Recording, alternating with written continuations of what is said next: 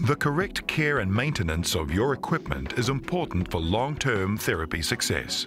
Your mask components should be disassembled and washed regularly.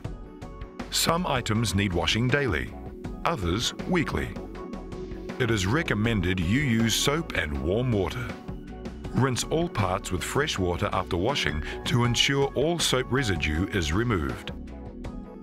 Do not clean any items in your dishwasher. To prepare for washing, unhook the headgear clips from the mask frame.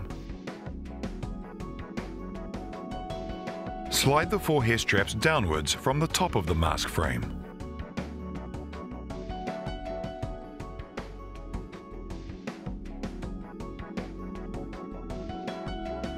Remove the swivel from the elbow. Do not remove the ball and socket elbow from the mask frame. Remove the RollFit Seal attachment from the EasyFrame. The correct care and maintenance of your equipment is important for long-term therapy success. After every use, you should wash your mask frame assembly, RollFit Seal and swivel connector in warm soapy water.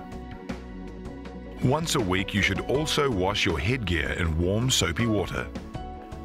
Do not soak parts for longer than 10 minutes. Do not clean any items in your dishwasher.